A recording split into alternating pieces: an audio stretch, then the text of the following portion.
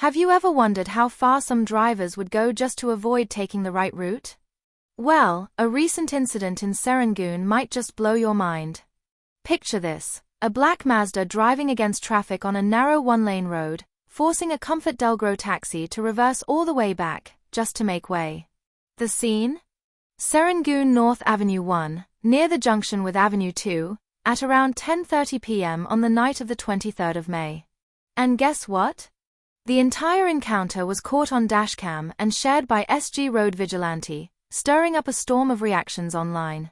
Let's break down exactly what happened and why so many Singaporeans are talking about this.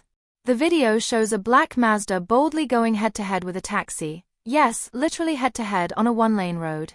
The Mazda's headlights are flashing aggressively, sending a clear message: move or else. What's shocking is that even after the taxi started reversing, the Mazda kept pressing on, almost as if it was pushing the taxi back down the road. And it didn't stop there. When they finally reached the junction, where common sense should have kicked in, the Mazda driver still refused to back off. Instead, it turned right into Serangoon North Avenue 2, leaving onlookers stunned and frankly appalled. Cars at the junction had to slow down or honk, all because of this one driver's recklessness. Now here's where the debate heats up.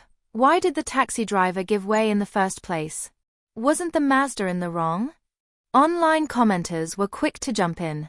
One user asked, why didn't the taxi stand its ground? But another perspective quickly emerged: safety over ego. The reality is, for taxi drivers, every minute counts. An accident, even when not at fault, can mean hours lost, cars sent for repairs, and earnings gone for the day. For many, it's just not worth the risk.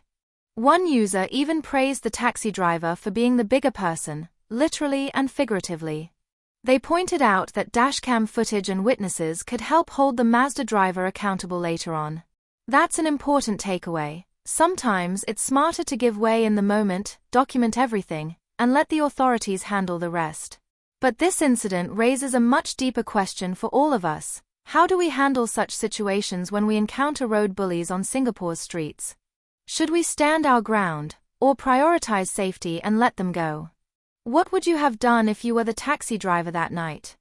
And what about the Mazda driver? Should they face stiffer penalties for such blatant disregard for road safety? This isn't just a one-off case. Singapore's roads are getting busier, and with that comes more of these aggressive driving behaviors. So how should we as a community respond? Should we have stricter laws, more patrols, or heavier penalties for drivers who act recklessly? Drop your thoughts in the comments below. Let's get a real conversation going.